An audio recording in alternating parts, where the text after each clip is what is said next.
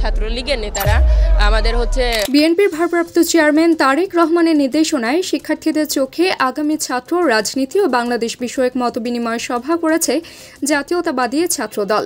বৃহস্পতিবার দুপুর 12টায় কুমারখালী সরকারি কলেজ মাঠে শিক্ষার্থীদের সাথে অনুষ্ঠিত মতবিনিময় সভায় কেন্দ্রীয় ছাত্রদলের সহ সভাপতি ডাক্তার তৌহিদুর রহমান আওয়াল, যুগ্ম সাধারণ সম্পাদক রাজীব আহমেদ ছাড়াও স্থানীয় নেতৃবৃন্দ অংশ নেন।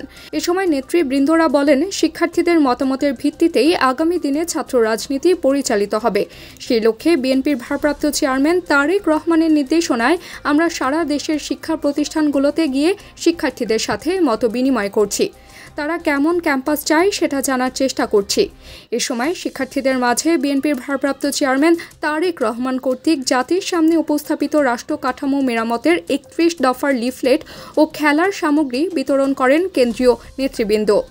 একটা ভালো ক্যাম্পাস চাই, যেখানে ছাত্রলীগের নেতারা আমাদের বিভিন্ন অনুষ্ঠানে ডাক দিত সন্ত্রাসীরা।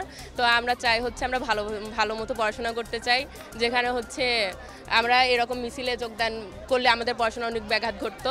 আর এখন ঢাকা থেকে আমাদের কিছু নেতারা আসছে আমাদের এই বিষয়ে আহ্বান দিতে, যাতে আমরা ভালো একটা ক্যাম্পাস পাই। এই বিষয়ে এখন চাই আমরা ভালো করে পড়াশোনা করতে চাই। এটাই ক্যাম্পাস বলতে মেনলি আমরা এখানে ভালো যাতে পড়াশোনা করতে পারি, সুশৃঙ্খলভাবে থাকতে পারি, এটাই চাই। আর রাজনীতি বলতে আমরা রাজনীতি চাই না সেভাবে। খুব শান্তশিষ্টভাবে পড়ালেখা করতে পারছে। আগে যেমন ছাত্রলীগের ছেলেবেলা আমাদের পুরোপুরিভাবে ক্যাম্পাসে থাকতে দিত না।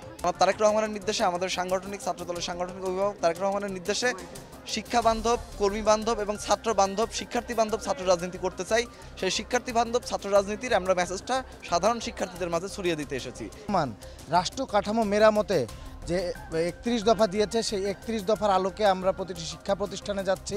আগামী ছাত্র রাজনীতি কেমন হবে সেই বিষয়ে আলোচনা করছি এবং ছাত্রলীগের যে অপরাজনীতি প্রতিটি শিক্ষা প্রতিষ্ঠানকে কুলসিত করেছিল, সেই অপরাজনীতি থেকে শিক্ষার্থীদেরকে বের করে নিয়ে এসে একটি আলোর পথ দেখানোর জন্য আমরা প্রতিটি শিক্ষা প্রতিষ্ঠানের সাধারণ শিক্ষার্থীদের সাথে মত বিনিময় করছি।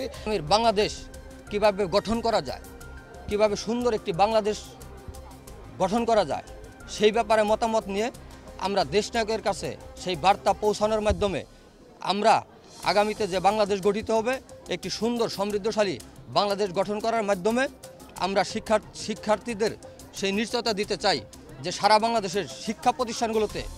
Rakibul Islam, BMF news, Kushtia. BMF news, মানবতার পাশে সব সময়।